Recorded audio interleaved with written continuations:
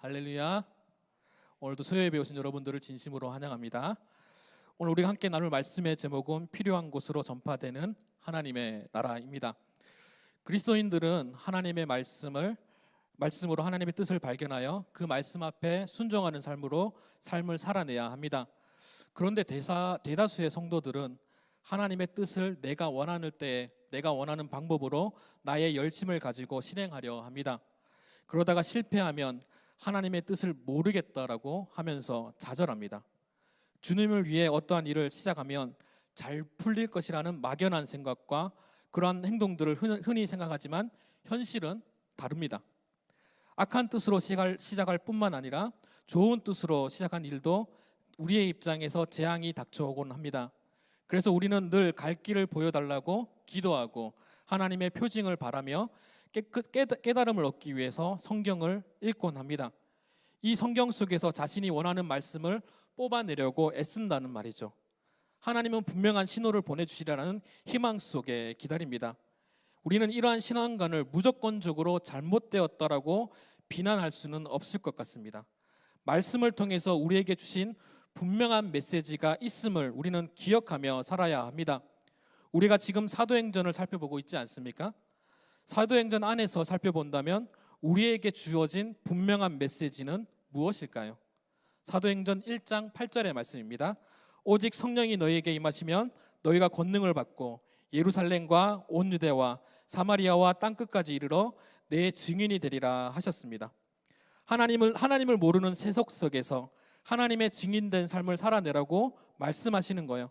그런데 반대로 제자들의 모습은 어떠했습니까? 사도행전 1장 6절과 7절 말씀입니다. 그들이 모였을 때 예수께 여쭤와 이르되 주께서 이스라엘 나라를 회복하실 이때니까 하니 이르시되 때와 시기는 아버지께서 자기의 권한에 두셨으니 너희가 알 바가 아니요.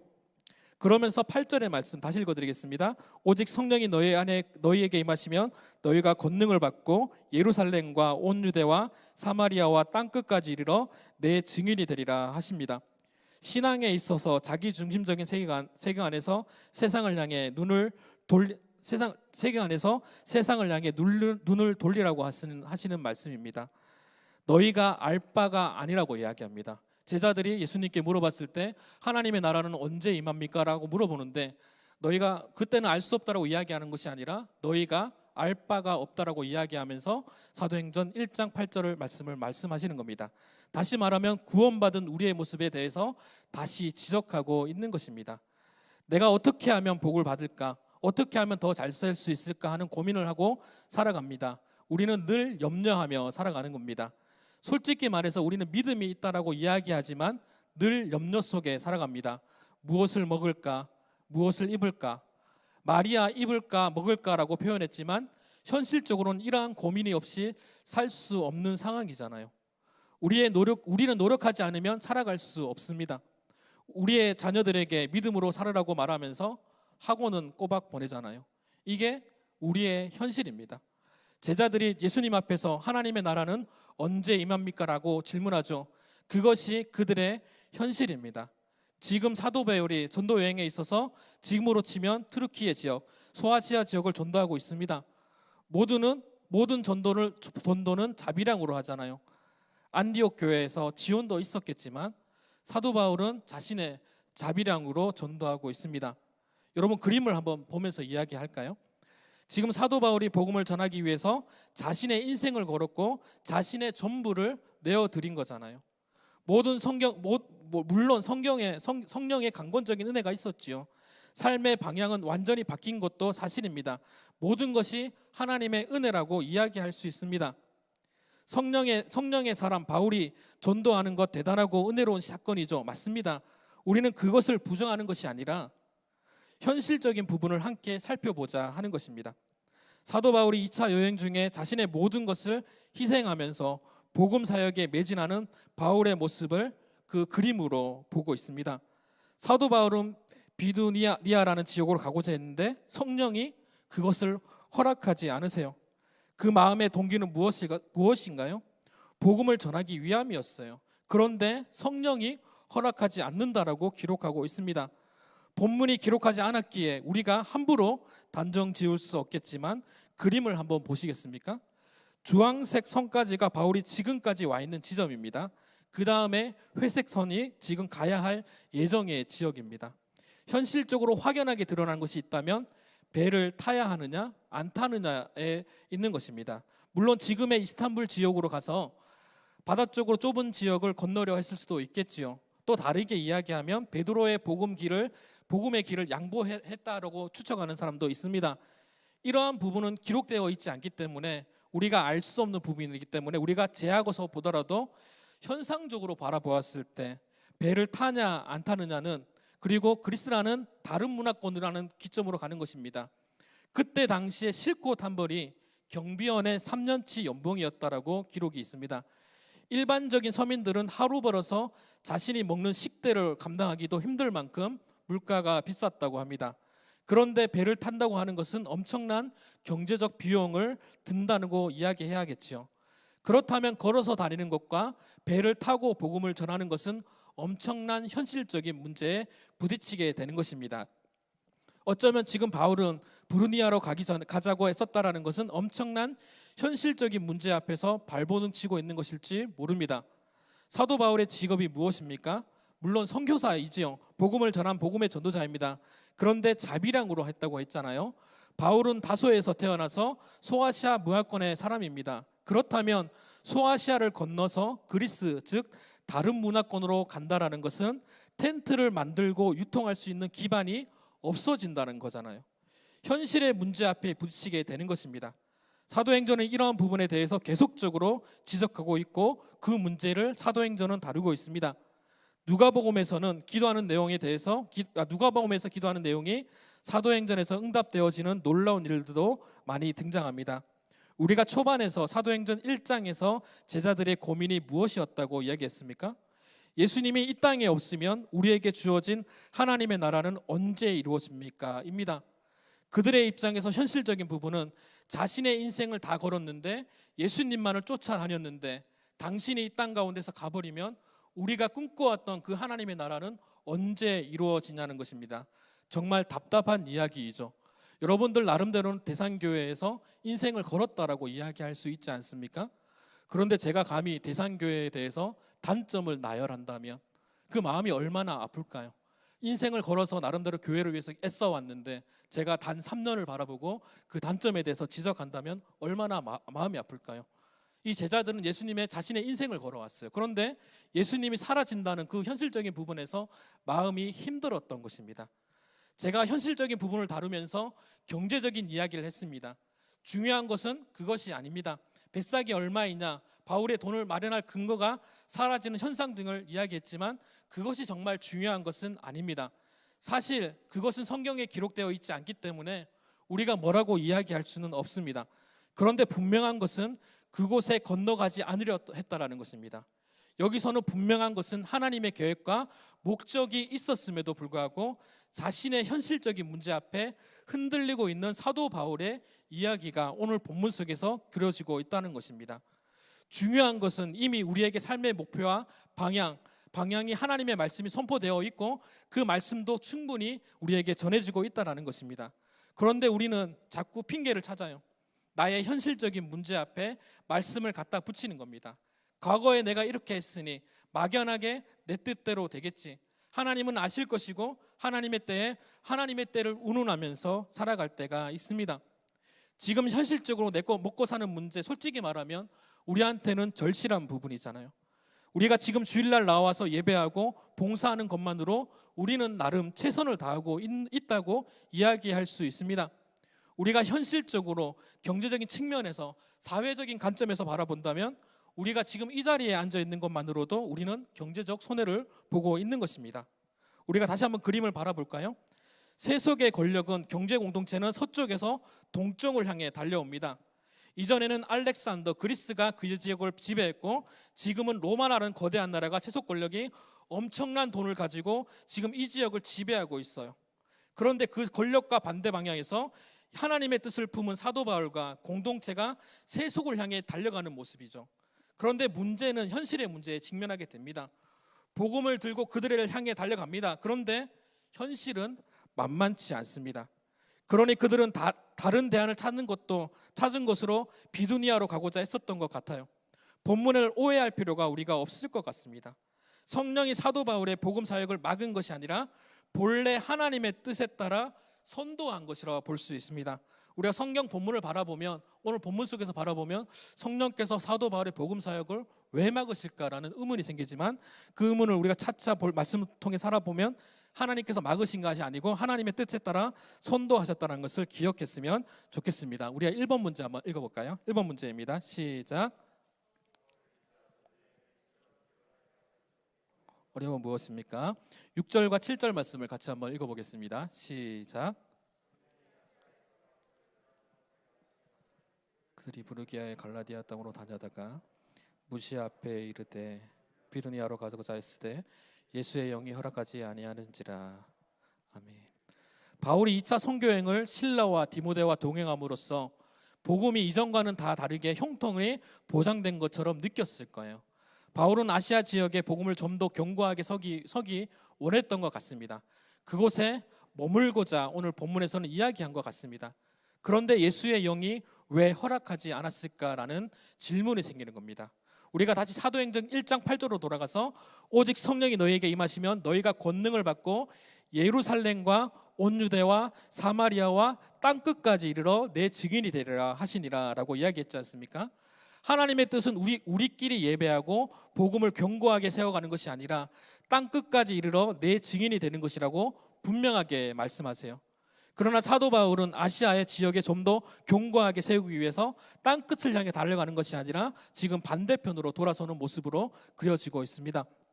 그 복음적인 동기가 틀렸다라고 이야기할 수는 없어요.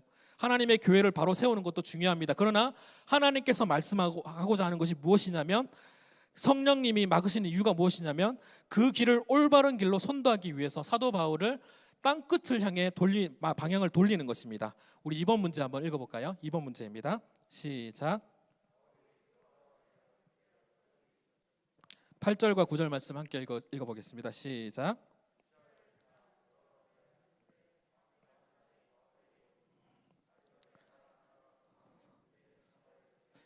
마게나로 건너와서 우리를 도우라 하거늘. 아멘. 오늘 바울이 환상을 보고 하나님의 응답을 받았다고 이야기합니다.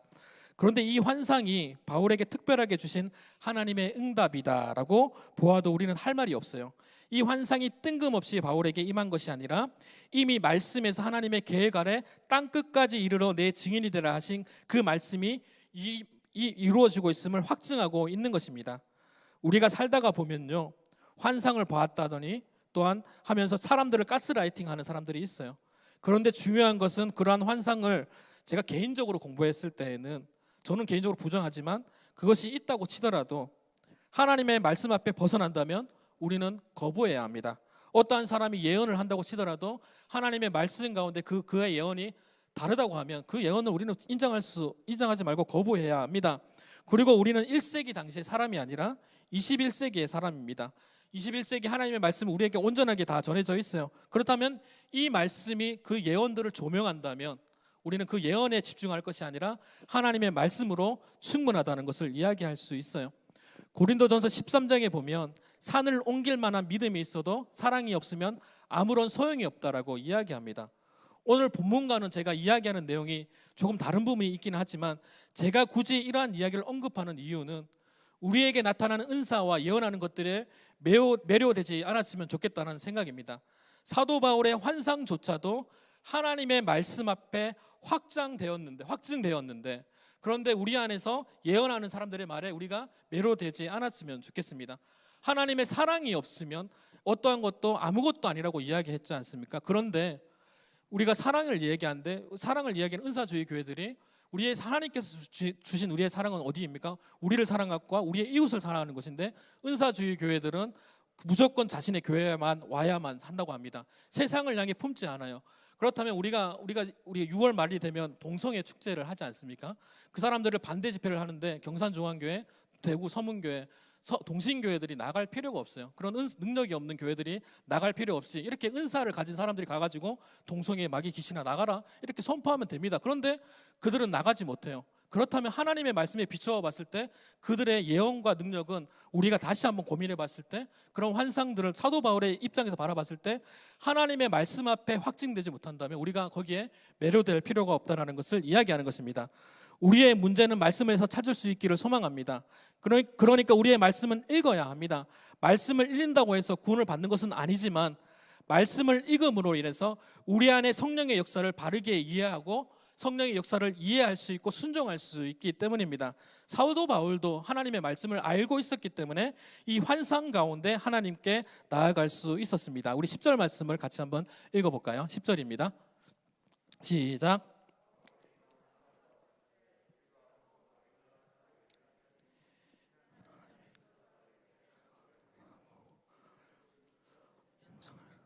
아멘. 사도 바울이 하나님의 말씀을 이해하고 있지 않았더라면 이 꿈이 진짜 꿈인가 개꿈인가 고민했겠죠. 근데 그 사도 바울 안에는 하나님의 분명한 메시지를 알고 있었기 때문에 이 환상을 바라보면서 이것이 하나님이 저 사람들에게 복음을 전하라고 부르신 줄 인정했다라고 이야기하고 있는 것 아니겠습니까? 여러분 7절에 나오는 비두니아로 가는 것을 애쓰다는 표현과 지금 본문에 나오는 마게도니아로 떠나기를 힘쓰다는 표현은 우리 이야기로 우리 말로 표현하면 비슷해 보입니다. 무언가를 이루기 위해서 노력한다라는 거잖아요. 그런데 헬라어 표현으로 바라보면 조금의 차이가 있습니다. 애쓴다는 것은 시험하다, 시도하다, 분투하다라는 뜻을 가지고 있어요. 자기 생각을 가지고 무언가를 해내기 위해서 노력한다라는 것을 이야기합니다. 힘쓴다라는 표현은 철학적 탐구에 의해서 나오는 것인데 이것은 무슨 말이냐면 어떠한 진리에 의해서 어떤 걸 탐구하는 데 있어서 세상적인 관점이나 생각들을 고려하지 않고 오직 하나님의 진리의 말씀만을 쫓아간다라는 것을 이야기하고 있습니다. 우리는 하나님의 말씀을 의심하지 않는 것이 중요합니다. 사도 바울은 나름대로 애쓴다라고 표현합니다. 이것이 오늘 중요한 포인트입니다. 무언가 말씀을 보고 애쓰고 있는데 성령이 막은 것처럼 보이지만 그에게 능력을 주셔서 마게도냐로 갈 수 있는 환경을 열어주신 것입니다. 분명한 것은 환경과 현실 가운데 뜻을 정하기는 쉽지 않을 때 그때의 환상이 그에게 지배하고 그 환상을 통해 목표를 명확하게 할 수 있는 능력을 가지게 되었으며 오늘 본문은 이야기하는 것입니다. 사도 바울의 환상이 무언가 뜬금없이 오는 그러한 이상적인 어떠한 것이 아니라 말씀 앞에 이미 우리에게 주어진 말씀 앞에 확증되었다라는 것을 기억해야 합니다. 오직 성령이 너희에게 임하시면 성령의 사역은 우리를 그 말씀 가운데 확증하게 합니다. 의심하는 우리를, 염려하는 우리를 하나님께서 주신 선물로 그 믿음의 확신을 할 수 있도록 우리를 인도하십니다. 사도 바울의 복음 사역 앞에서 현실적인 문제 앞에서 애쓰고 있을 그때 성령이 그에게 임하셔서 환상을 보여주시고 그의 믿음을 확신할 수 있도록 인도하셨습니다. 그 성령의 역사가 뜬구름 잡는 환상이 아니라 말씀에 근거한 하나님의 계획과 뜻 안에서 이루어졌다는 사실을 우리는 반드시 기억하셔야 합니다. 하나님께서 우리에게 말씀 앞에 반응할 수 있는 사람으로서 부르셨다면 성령이 우리 안에 역사하시고 있다는 반증입니다. 그렇다면 우리에게 다가오는 세속 권력 앞에 그분의 인도하심을 신뢰하며 나아가는 것은 무엇보다도 중요합니다. 사도 바울은 세속의 권력 앞에 성경이 분명하게 기록하고 있지도 않은 성경에서 기록하고 있지도 않지만 흔들리고 있는데 우리가 무엇이라고 흔들리지 않겠습니까? 우리 교회도 마찬가지잖아요. 우리 교회가 무언가 하려고 하면 걸리는 게 있잖아요. 우리는 리모델링을 계획하고 준비하고 있습니다. 우리 교회 장로님들이 믿음이 없어서 하나님을 의심하시겠습니까? 아니죠. 솔직히 말해서 돈, 현실적인 부분이 걱정할 수밖에 없어요. 그러나 우리가 바라봐야 할 것은 성령님이 우리에게 임하시면 이 세속의 권력의 문제를 해결해 줄 믿습니다. 물론 해결이 안 된다고 해도 감당할 수 있는 능력을 주신다고 했지 않습니까? 우리 교회의 역사를 바라봐도 성령님께서 능력이 나타나셔서 이 교회를 우리가 현금 주고 다 산 건 아니지만 감당할 수 있는 능력을 부어주셨지 않습니까? 권능을 받는다라는 것이 어떠한 초월적 힘을 바라본다라는 것은 땅 끝까지 이르러 예수님을 증거할 수 있는 능력을 주신다는 이야기입니다. 우리 아이들이 공부하는 가운데서 성령이 임하시면 더하기 빼기를 못하는 친구가 갑자기 곱하기를 하는 것이 아니라 더하기 빼기 공부할 수 있는 능력을 주신다는 거잖아요. 그렇기 때문에 우리가 공부해야 되는 것처럼 우리 역시도 하나님께서 감당할 수 있는 능력을 주시기 때문에 성령님을 기대하며 살아가야 합니다. 사도 바울은 성령님의 권능을 받고 온 세계에 복음을 전하는 전도자로서 2000년이 지난 지금도 세상의 논리에 맞서는 중요한 말씀의 증언자가 되었습니다. 그러한 하나님의 말씀은 우리의 삶도 그렇게 인도하실 줄 믿습니다. 따라서 우리의 삶을 위해서 염려하고 고민하는 것이 아니라 세계 열방을 품고 나아가야 합니다. 저 죽어가는 우리의 형제를 위하여 우리의 현실적인 돈 쓰는 것을 아끼지 말아야 합니다. 교회가 돈이 없어서 사역을 못하는 말들을 많이 듣습니다. 그런데 우리가 원론적으로 생각해 보면 그것을 감당할 수 있는 성령의 능력을 사모하는 우리의 태도가 변하지 않았는가 고민해 볼 필요가 있습니다. 성령님이 임하시면 우리에게 능력을 주시고 우리에게 감당할 수 있는 능력이 나타납니다. 우리는 성령님이 우리에게 임하심으로 세상이 감당하지 못하는 대산의 공동체, 권능이 있는 공동체가 될 수 있기를 주님의 이름으로 축복합니다.